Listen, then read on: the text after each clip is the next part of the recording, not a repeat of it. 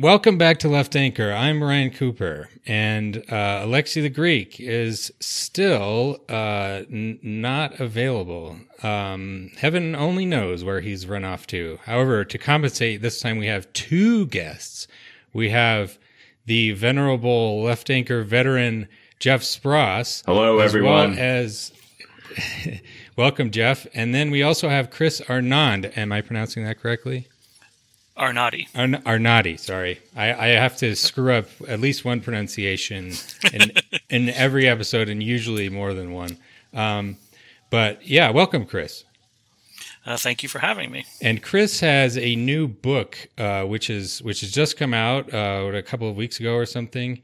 It's called Dignity, and it's sort of a collection of stories and testimonials and pictures about kind of the American underclass, you might say. And it reminds me of what's that old book, Hard Times by, I'm forgetting his name, but some of those Great Depression books that were just going around the country and talking to people who are sort of struggling to get by. Oh, that's going to bother me. I'm going to remember it in a minute, though. But so anyways, to get us started here, Chris, I thought, maybe you could give us just a little bit of your bio and how you ended up kind of working on this project, because it's a little unconventional how you ended up, as a sort of photojournalist in, broke rural communities and so on. Yeah, well, thank you both for having read the book. I appreciate that. Anybody who reads a book of mine, I'm always appreciative of. I had a weird path. I grew up in a small town in the South. I escaped the town pretty quickly when I could. Went off and got a PhD in theoretical physics in Johns Hopkins, and then from there ended up on Wall Street, where I was a bond trader for 20 years. At the firm that Michael Lewis was in, Salomon Brothers. And I was there during the rise of financial derivatives, which I was partially responsible for. And I was there during the financial crisis, which I was partially responsible for. And left in roughly 2012, after almost exactly 20 years on Wall Street. I left because of frustration with my industry, a growing frustration that kind of reached its zenith around shortly after the financial crisis. And part of the way I dealt with my frustration was kind of just going through immensely long walks throughout New York City, often 20 miles. And one of the goals of those walks, the walks evolved into basically me being kind of a reflection of my frustration with kind of the world I was living in, the world of finance. But more than that, the world of kind of what I now call the front row, which is kind of elite culture, which is kind of focused on, I was literally sitting behind computer screens, and making decisions based on those computer screens, on those numbers on those computer screens. And I realized that maybe that way of thinking about life was a little limited, and that maybe actually, talking to people and looking at the consequences of our actions on Wall Street was another way of learning. And so, those walks have turned into what I guess would be called ethnography light, which is just basically listening to people and kind of letting their stories and their suggestions guide me, and it ended up guiding me into what was probably statistically, I think, one of the worst neighborhoods in New York at the time. Has gotten a lot better, so I don't want to beat it up too much, but it's in the South Bronx, Hunts Point. It's part of the district, I believe, of AOC, and it's kind of why I say New York puts the things that no one else wants. So kind of waste disposal sites and other such things that kind of no one else in the city will accept. But it's also probably statistically perhaps one of the poorest congressional districts in the United States. Has, I think, 50% of the residents, roughly 40 to 50% are below poverty. It's all Hispanic or Black. I think it's 98%, maybe 1% white, and it leads in crime and other statistics. And part of the reason I went there was that's just kind of where my walks were taking me into neighborhoods like that. Because, partially because what I was seeing in those kind of bad neighborhoods was far different from what I was told I would find. I was told I would find kind of a complete utter chaos, but and a lot of danger. Whereas what I found was a kind of people making the best of with the best out of a tough situation. A lot of community, a lot of beauty. But none of it really kind of what I'd call approved by our broader culture. They were kind of taking things that the wealthy and the elites kind of discard or look down on and turning those into their form of kind of entertainment or art or what have you. And so I was drawn more and more into this one particular neighborhood. And I ended up quitting my job on Wall Street and spending roughly 3 years documenting that neighborhood, and in particular a community of street addicts within that neighborhood who were what probably called lifetime heroin users who were living in and out of shelters, under bridges, in cars, on top of roofs. And some of them were sex workers. Others were what they call scrappers, who would just basically find metal and then cart it off and get it and exchange it for money. So it's not a conventional route by any stretches, but I get asked the question a lot why I did it. I'm not really sure why, other than it just kind of was where where I was drawn. Yeah. I mean, and that's something that struck me a little bit. I lived in New York for about 9 months back in 2008 and 2009. And one thing that I didn't really expect, I mean, I guess I probably knew it on some intellectual level, but you think New York, you think sort of hipsters and really rich people, Wall Street and whatnot. And, I was living in a part of actually on Manhattan, Washington Heights, right? And you think, okay, yeah, this is center of global capitalism, but not there. And this is where the Dominicans, at least back in those days, Dominicans and Orthodox Jews lived. And I worked at a grocery store at 187th and Broadway. And occasionally walk around, going to the Bronx and so on. And I guess that part jumped out at me in particular because, yeah, you take the train down, into South Manhattan, and it's just like the most wretched excess you could possibly imagine, and even, just from the street, you barely see a piece of it, but just a few miles away, as you're saying, it's this, some of the poorest communities in the entire country. And I think that, it can be easy to forget how that, those two are part of the same city, and it's a really sharp dichotomy. Yeah, I mean, I was literally told by many people, like, lifelong residents of New York City and lifelong residents of Brooklyn, by the way, who had never been to like East New York, or they've been through it. East New York is another neighborhood I spent in, which is entirely black neighborhood in central Brooklyn that I don't think has been gentrified yet. It certainly wasn't gentrified when I was going there. But there are people who counted themselves lifelong residents of Brooklyn who had never been to East New York, and other than in a cab that zoomed through it to get to JFK.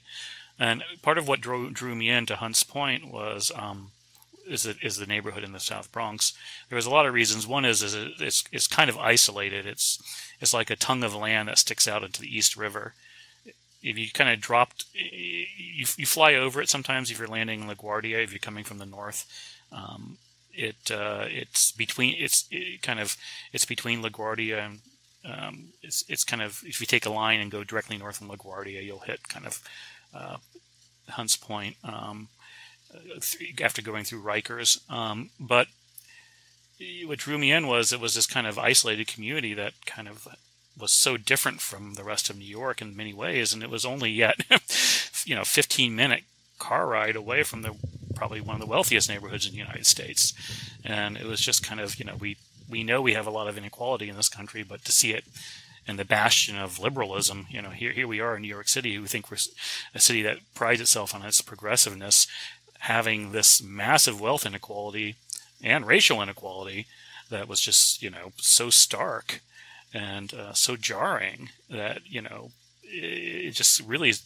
So part of the project became political because I even though I counted myself a progressive and all my life, and was certainly considered myself to be open-minded, it was pretty shocking to realize I'm living in this city and there's this entirely different lived reality only 10 miles away from my home. I mean, I knew that all the time I was in New York. I just never, not to the extent where I was actually spending my,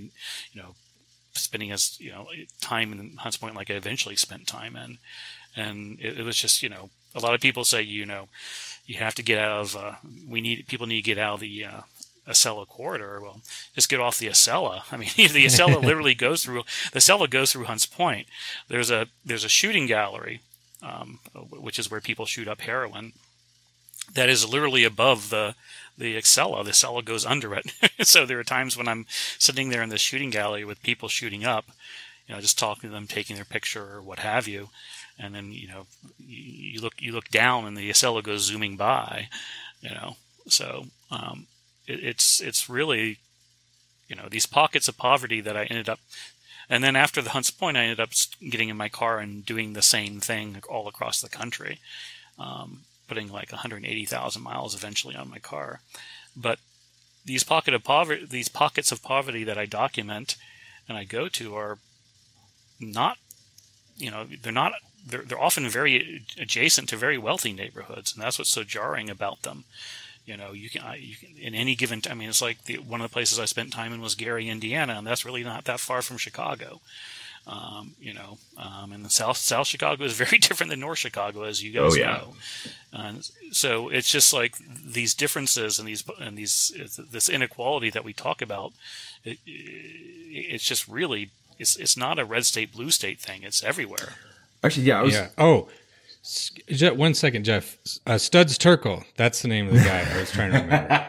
But yeah, go ahead, Jeff. You want to jump in there? Yeah, well, the thing I was gonna ask is I think one of the really interesting things about this book is, I know in the reception to it, it's been kind of lumped in with Hillbilly Elegy or Alienated America, which are both books written by conservatives. Fair or not, the reception has kind of placed the book in the same genre of person goes out to explore the white working class that voted for Trump. And what I think is interesting about this book is that it's not that, right? You began at Hunts Point, which is one of the which is just one of the kind of the characteristic neighborhoods of the African-American underclass. You checked out places that are rural, you checked out places that are urban, you checked out white communities, black communities, immigrant communities. And so I think the first thing I was going to ask you is if you could speak to how that initial experience in Hunts Point propelled you out to all those other places, and how much did you think about it? How much did you have a strategy or plan or an ethos that you wanted to follow in terms of how you took this project from your initial experience at Hunts Point to something much more intentional across the rest of the country? Right. It's the answer is kind of humorous, only because to the degree that people have criticized what I do, one of the broad criticism is just, again, is how dare you talk about Trump voters? Mm-hmm. I mean, as you realize, I think 50 to 60% of the book is in minority communities. There's actually more minority voices in the book than there are white voices. And part of the reason I left Hunts Point was I was doing a project on addiction at that time. There was no political angle beyond the politics of inequality. And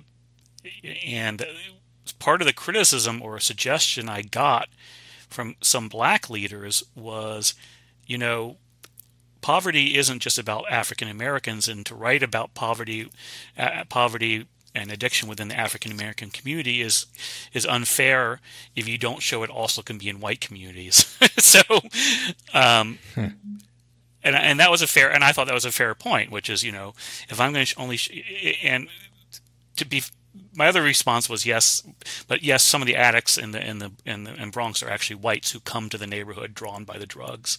But so I said, yeah, that's a fair point. I should probably show that addiction's not just within the black community. Poverty and addiction is not just confined to blacks, and therefore not only a problem with don't stigmatize minorities by saying here's poverty.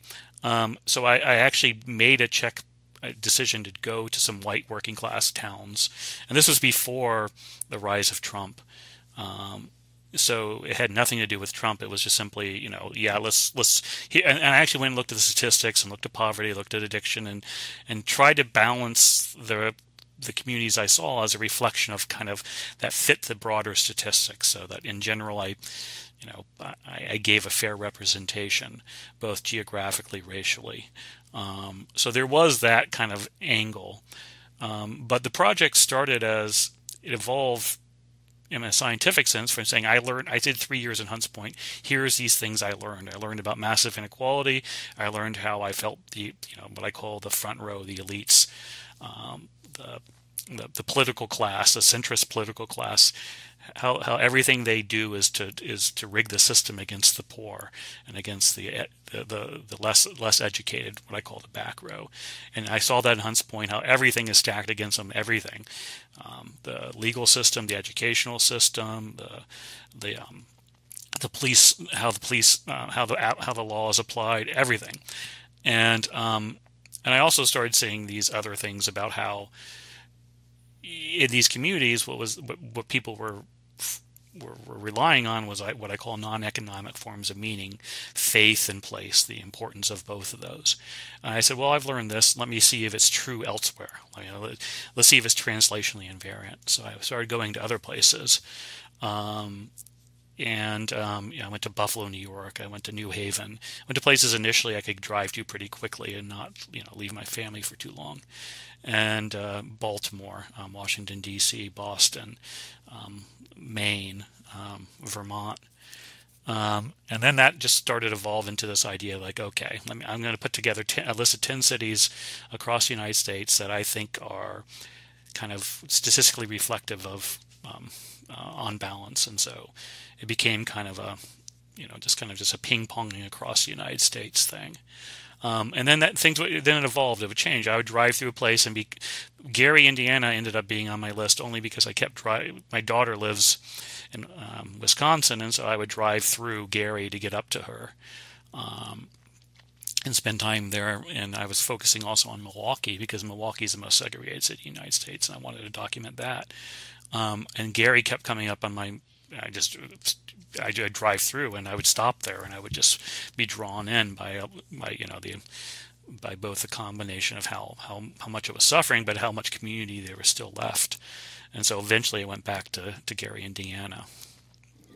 Okay, yeah. And actually, the other thing I was going to ask is, what did you find in terms of both similarities and differences between all these different communities? I mean, was your experience one of largely a repeating pattern of, experiences, values, efforts to claim dignity, grievances with the rest of society, all that kind of thing? Were there significant differences between the communities you saw in those regards, or was it mostly the same? Because you have the whole kind of back row, front row framework that you derive from all this. So I was wondering how much that applied. Yeah. I mean, that's where the back row, front row came out of it, which I started realizing that it didn't matter if I was in a black working class town or a white working class town. Both faced immense obstacles. I'm not saying the black working class didn't face more obstacles. I'm just saying both. I'm just saying the sum of the obstacles that a white working class town would face would be less than the sum of the obstacles a black working class would face. But they both were very, very large compared to the obstacles in a wealthy neighborhood. So there was more in common between the white working class and the black and working class than there was between either of them and the wealthy. And so, I'm not trying to discount the role of race. I write a whole chapter about racism, but what the frustration was, and still is to this level, is that Gary feels very much. I mean, the one that was striking to me was Portsmouth, Ohio, which is a largely 98% white, I think, or 95% white, facing the opioid addiction, felt very much in many ways like Hunts Point and the Bronx. I mean, yes, one's Hispanic and one's white, but what's happening there now and how it's playing out and how the people are having to deal with it is very, very similar. Both have been denied job opportunities. Both have had legal job opportunities, and both have lost a lot of what I call community, and into the vacuum has come drugs and illegal activity. And as the process goes on and on, one generation to the next, as the communities start facing stigma for being drug communities, it gets worse and worse, and it becomes this runaway train where just kind of everything breaks down. And so the similarities there in terms of what people deal with and how it plays out is greater than the differences. Although, again, I don't want to deny, I'm not trying to diminish how much minority communities face in terms of racism. Yeah. Now that's another layer of and another obstacle they have in their way. Yeah, right. This maybe brings up, it's a kind of sensitive topic, I would say, especially in elite media spaces, because there's been this enormous effort to pin the Trump victory on just pure unfiltered racism, that it didn't have anything to do with economics. There's this whole book, I think it's called Identity Crisis, that was trying to establish this proposition. And, from my sense of, reading your conversations with Black and maybe to a lesser extent Hispanic working class and poor communities, they generally sort of have a pretty good idea of, what the problem is. The problem is how the economy has been rigged against them and the whole legal system and everything else. But my hypothesis among the white working class is that there is a very significant degree of race prejudice there. But there is also a significant perception of the same thing that the Black working class community is talking about. And the really hardcore Trump people who are just drenching themselves in Fox News day in and day out, I think tend to maybe be a little bit more wealthy. They tend to be your sort of petty bourgeois, ski-doo dealership owner type of people. And that's, reading your conversations and also from like my personal observations and so on. But, can you speak to that divide? Would you say that the white working class is seeing things clearly at all? I think the way I think about it is I say in terms of most of the people in my book didn't vote, which is a sense of how how frustrated they are. And so I would say that the thing I found interesting is the way I say it is, look, there's a frustration and an anger with the status quo amongst the white and Black working class, how it gets rendered as a function of race. The whites can and do punch down. The Blacks can't punch down. They have nothing to punch down against. And they've been punched down at so many times, they get why that's an awful strategy, so they don't do it. What they do is what I call justified cynicism. They just remove themselves from the system. Faced with a frustration, since they can't punch down, since they don't want to punch down, they just don't vote. And we have a system that makes that very, very, that cynically takes advantage of that. But there's so many people I've met who just who didn't make it into the book black working class who just simply said, like, what's the point? Like, we had our president, nothing changed. That was one of the almost exact quote. And so, I was in Milwaukee prior to the election, and the entirely black neighborhood there, and as somebody, I think there was somebody, it was in Battle Creek, Michigan. Someone, a black gentleman told me, he was like, nobody has the faith for Hillary. We don't have the, the fire just isn't there. And there was a sense of, I'm not trying to blame Trump's victory on the black working class at all. It was the white working class that went out and voted. The white working class had its frustration, and they went out and voted.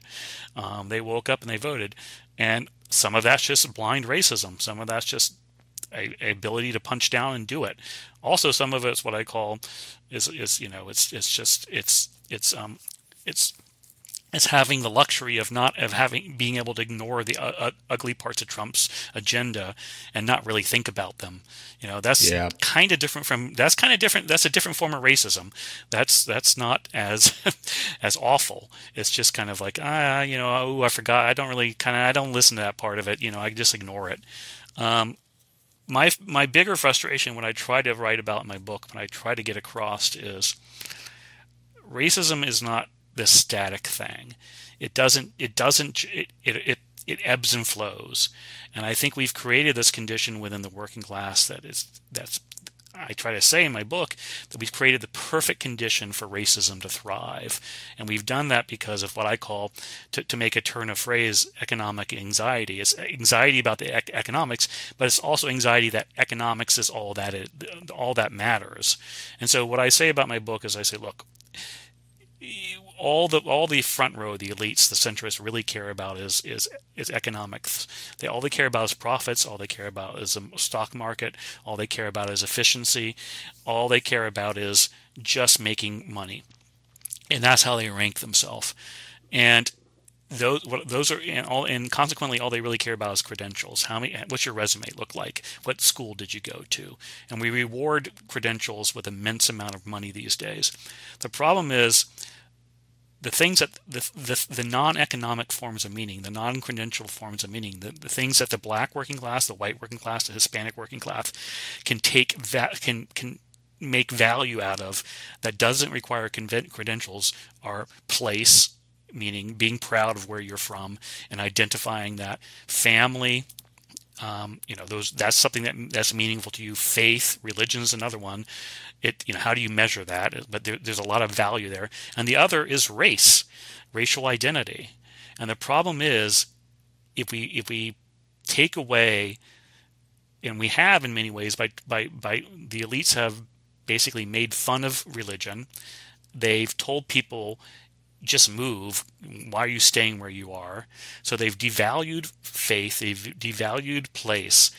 What they haven't devalued is race. And the problem is, it's kind of like a rug that's too big to fit in a room. If you push it down somewhere, it's going to pop up somewhere else. And the problem is, the only non-credentialed form of meaning that has that people feel like they can go to is race. And that's a real big problem, because that's where the white working class, I think, is going to be pushed into. Again, I'm not saying it's justified. It's an awful thing, and we should do everything to fight it. But if we continue to deny people meaning by faith and place, and we continue to deny them an economic, basically take their jobs away, the one place they're going to go to give them some form of community, to give them a place that is kind of white identity. And it's unfortunate, because I think it's going to continue to grow. And I think the way you fight it, is to call it out like we do, but is also to try to provide alternatives. And I think we've created a system where those alternatives are harder and harder for people to find. So Go ahead, Jeff. Okay, yeah, I actually have a long thought on all of this that I'm going to try to get out as succinctly as possible, but that kind of, I think, hits on a few threads we just discussed. So I read Chris's book. Like we had actually been talking on Twitter, and Chris was like, "Yeah, I keep getting compared to like Tim Carney's Alienated America, and I don't know if that comparison is right or not." So like, I read Chris's book as like kind of a project to read Alienated America and a few other books as well. So I'm on Carney's book right now, and the interesting thing about it is that it does grapple in a certain way with some of the stuff we're talking about now. Like Chris's book is very ethnographic. It is very like talking to people on the ground. Carney's book has some of that too, but it builds in a lot more kind of like from 30,000 feet analyses of social capital and that sort of thing. But like one of the things he addresses is that like in a lot of these communities that have been kind of hollowed out, one of the things that stands out is like this loss of the kind of the civic space, clubs, churches, places, families, like things that embed people in relationships and that give them a stake in the communal life, where everybody feels like we are growing together and we have like, you know, mutual bonds and we owe one another things and we lift one another up together. Like all these sort of like interweaving institutions have just died off. And he doesn't highlight this fact, but one of the things that you can pick up in the book is that the thing that starts in all of these communities he visits, and I should say one thing he does, like Carney really focuses on like the core Trump supporters, the places that supported Trump like early in the primaries before the rest of the Republicans got on board. So it's a different lens. But one of the things he finds, and like I said, he doesn't highlight it, but it's there in his reporting, is that the loss of jobs is usually the thing that kicks off this downward spiral. It's like, you know, the local factory shut down, you know, people stopped buying the exports from the particular industry that was around. And I actually picked that up in Chris's book a lot too. And Chris, you can correct me on this if I'm wrong, but I feel like one of the themes that I just kept seeing, like in all these places you visited, was that people would say, it went down, like things started going downhill when all the jobs went away. We used to have good jobs. Like we had like jobs that like gave us like, you know, a role to play and things to do. And that gave us like a decent income with which to support ourselves and with which to like contribute to the church and like spread throughout the community. And then that underlying infrastructure of jobs again went away because we decided we needed, you know, tighter monetary policy or free trade with China or whatnot. And that was kind of the thing that kicked off the downward spiral. So I guess my first question would be, am I right in that impression? And the larger question would be like, how do you see that relationship between like the kind of, is it right to see the jobs as like the underpinning upon which that like civic infrastructure is built? I think it, it's kind of the, yes, you're right. Everybody in every town would point to an empty lot and say, you know, it's gone. Or point to a lot that had razor wire around it and say, you know, there used to be a factory there. And that's particularly true in places in black communities like Selma, like Gary, Indiana, like Milwaukee, where, you know, the older members of the community will talk about how the drugs really didn't start coming in until the factories left. And then, you know, and everybody, the factories gave the key that everybody talks about is stability.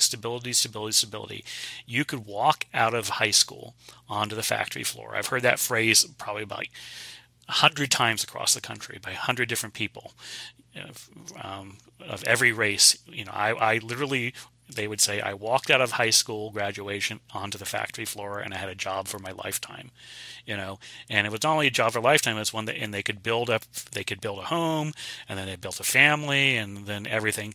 Once that, you know, or if I lost a job, I'd walk across the street and go to the next factory and get another job. That was what they'd say in Milwaukee. I'd lose a job there, and then I'd just walk across the street, go to another job. And that it was the stability, and also, you know, the union halls and those things gave I haven't read Carney's book, but what I talk about is, I try to say is everybody wants to be a member. Everybody wants to be a valued member of something larger than themselves. They want to feel a valued member of something that treats them, that is more important than what's here in life. They want to feel a valued member of congregation. They want to feel a valued member of the bowling team, and one of the things I try to write about so much of my project was about drugs. That sense of community, that sense of being a valued member, is actually in the crack houses, in the drug traps. It's drug use is heroin shooting is communal. It's something where you can go into a crack house and you're accepted. And you're a valued member of this community. It's not a community you may not like. People, we in society may like or approve of, but it's a community. And I didn't write about it in my book, but that wasn't very far from Trump rallies. It felt the same sense. Here is a bunch of losers who had found each other in this place, and they were, quote, all of a sudden a valued member of something. That something was awful, but it was a value. But they felt valued, and so I think the loss of jobs is kind of the thing that it's like I often say it's the anvil that broke the camel's back. It's just when the factory left to go to Mexico or go to China, it's just set off this awful spiral that ends with this vacuum, and into that vacuum comes drugs, and if it's a white neighborhood, a white identity politics. Yeah, one thing you mentioned. Oh, sorry, Ryan. Did you want to pick this one up? Go ahead. Okay, yeah. Well, the other thing that I remember you mentioning, Chris, in the book is that, and you were talking about the drug communities and the crack houses, but it seems to me this could also apply, maybe almost obviously applies to kind of the white ethno-nationalism that underlies a lot of the Trump rallies. Is that this is a community that you don't have to jump through a ton of hoops to enter into, right? You don't have to plow your way through 4 years of college and another few years of grad school to be accepted in this community, right? You just have to be willing to do the drugs and enjoy the drugs and be able to commune with other people about enjoying the drugs. Or you just have to be white and you have to be able to commune with other people in your grievances with how you are treated and how you feel that that treatment intersects with your whiteness and how you want to try to impose your sense of meaning on the rest of the country. Am I onto something there? Yeah. It's very much, I say that in my book, is there's no barriers to entry. There's non-credentialed forms of meaning. And the thing about non-credential forms of meaning that are so, the ones we should approve of because they're not basically racist is place. That's a place and faith. Now you can push back on faith being racist, but the faiths I went to were not racist. They were welcoming to everybody. But those two, the church houses, the small little congregations I ended up spending a lot of time in, were very similar in that way. They didn't ask anything about you. They just said, come on in, man. As long as you try, as long as you wash away your sins. And there was a real sense of welcoming. And I remember going to a Trump rally and saying, I thought I was going to find, to use my language, the kids in the back row, back of the bus. What I found was the people who the people in the yearbook who didn't show up to class, for photo day, right? The people who didn't show up to class, there was a bunch of misfits, and it was kind of like being in a drug trap too. It was just it was the same sort of just come on in, man.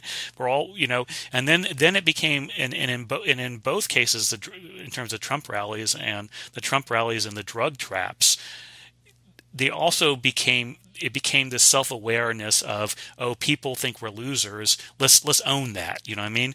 I remember there once being in this, this bar, where Trump people were rallying, and it was I'll use a racial slur, Polacks for Trump, Polish guys came in, they were making fun of people making fun of being stigmatized for liking Trump, and the same thing, you go into drug places, they start owning, oh, like, yeah, we're losers, man, look at us, we're heroin addicts, yay us. It becomes this kind of like, this owning the stigma and turning it into an identity even. And that certainly is the case in Trump rallies, the ones I went to at least, where they own the stigma. Like, okay, you're going to make fun of me for it, then I'm going to be that then, here you go. Yeah, that's all. I've definitely noticed that, that you could see that type of, appropriating the denigrating language in a lot of different contexts. But I wanted to, maybe dig into this, your typology here, because you have the front row versus the back row kids, and that kind of, you're talking about people with lots of education, versus like the people who are high school dropouts, or maybe they just made it through high school and so on. And certainly, like, if you look at, the incomes by educational attainment, people with advanced degrees are doing better than people, who dropped out of high school. But if you look at, the income breakdown, like David Brooks was talking about how the top 20% are kind of hoarding all the opportunity. But Gabriel Zuckman posted some, the income growth data over the past from 1980 to 2014. And if you look at the top 20%, the bottom half of that group, so like the 80th to 90th percentile, their income declined over that period. You look at the next 5% from 95 to, or 90 to 95 percentile, they're basically treading water. Top 95s are the top 1%. They're increasing a little bit, but it's the very tippy top, the 0.1%, and especially the 1%, and especially the 0.1%, and especially the 0.01% going way, way, way up into the stratosphere. And I wonder, I think there definitely is this this turning in among the sort of upper middle class, the like setting up gated communities. And I don't want my kids going to school with black kids, and all like this type of, like defensiveness that you see.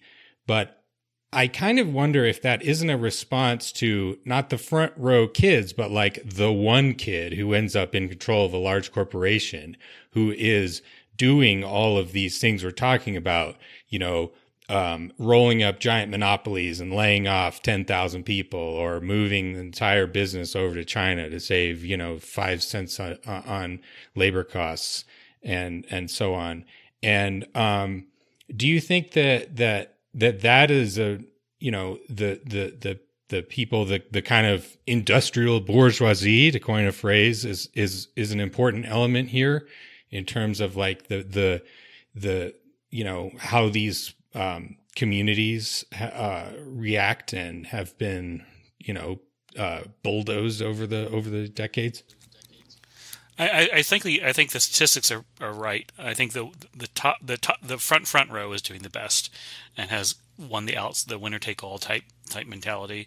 But I think the problem is, and what I try to get across subtly, I hope, in my book, because I don't like to be accusey in my book. I try to make it something that's is more about the back row, not about the front row per se. I think us, and I include myself in that. I don't know. I don't want to throw you guys in there, but I certainly am in the front row. But what I call is, the educated elite, who may not necessarily. I certainly did well monetarily. But not everybody in my position, not everybody who has a PhD does. But I think we in aggregate support the system that has allowed that 1% to do extraordinarily well. Yes. And I think that's the problem. The problem is in many ways, people keep saying people vote against their economic. Why do the poor vote against an economic interest? I think the front row is voting against its economic interests against the very, very front row. And it's like the educated elite supports this meritocracy and supports this kind of shift towards hyper deregulated capitalism that has allowed the 0.01% to do so extraordinarily well. I mean, I bet you that 20%, that top 20% that David Brooks is talking about, although isn't doing well economically, they are firstly doing well in terms of cultural capital. I mean, they feel very like their lifestyle is better in terms of like what it would have been when I was a kid. But they supported NAFTA, they support free trade, they support all these things that has enabled that tiny minority of the rich to get even immensely wealthy. And that's my frustration has been trying to tell the front row, the top 30% who are generally the decision makers in our country, that the system you support is actually really massively hurting the poor. But I don't think it's doing you all that well either. I think this is absolutely right. And like, I've tried to hit on this a few times in my own work, but like, yeah, I think Chris's framework of the back row and the front row is really helpful. But I think we're right that like, we need to have like the kind of third party, which is like, not even necessarily the 1%, but like, yeah, the 0.1, the 0.01%. And I think the way to understand it, at least in terms of like how I've come to understand it, is that like, the entire economy is really structured around the preferences and desires and like, you know, wants of the 0.01%. And the rest of us are really to like greater or lesser degrees getting strip mined for the sake of these people. And the degree to which we are being strip mined is kind of the difference between the back row and the front row. Like the back row is the part that's just been wiped out. Like they're done. Like, you know, the companies like merged, the companies got offshored, like all the wealth got sucked out of their communities and there is nothing left and all the civil society went with it and they're done. And as a result, like, you know, we've had this contraction of economic opportunity and job creation to like the major urban hubs in the country. And so the front row, like, yeah, like, you know, the wage premium for a college education isn't because college people are seeing their wages go up. It's because their wages are flat and like high school educated people's wages are going down. So like the rot has already set in with the back row, but it's still creeping up for the rest of us. It's just, we on the front row are sitting on these islands where we haven't like quite gotten consumed yet. And we're basically the ideological lackeys for the 0.01%. And I absolutely include myself in the front row. I'm trying to like not be one of the ideological lackeys, but there you go. But I mean, like if you even, you know, if you are an educated, you know, if you have a PhD in generally sociology, economics, or physics, or like myself, and you in 1990 or 2000 didn't support free trade or didn't support NAFTA, you were considered an idiot. You know, you're like, why can't you see this? Or if you didn't support the, you know, and yes, 5 of your listeners are going to be PhDs in sociology who didn't support it, and they're going to tell me I'm an idiot. But yes, there are people who didn't support it, and hashtag not all PhD. You know, you guys were great, and I was wrong because I supported it. But the issue is just the economic community, the PhDs in economics, the centrist economists, the kind of neoliberals groupthink has such a strong hold on the top 20% in terms of the way to think that they I don't think they see that what they're doing is I know they don't see that they're destroying the poor because because again they don't so many of the things they just physically are removed from, but also they're not things you can measure. You know, you can't measure the loss of family, you can't measure the loss of faith and all those things, but they're also it's coming for them. You know, I mean, this kind of hyper efficiency, hyper profit mentality, you know, just find the cheapest labor is really all about screwing labor and empowering capital. And if you're not a capitalist, if you don't own capital in large amounts, you're going to get screwed eventually by this system. So where I think David Brooks is right, and I say that carefully, having not read that book, his recent column, I skimmed it, is where the 20% has benefited from is a sense of feeling important, meaning they feel like they're on the right side of history. So it's, you can be a person who's, quote, a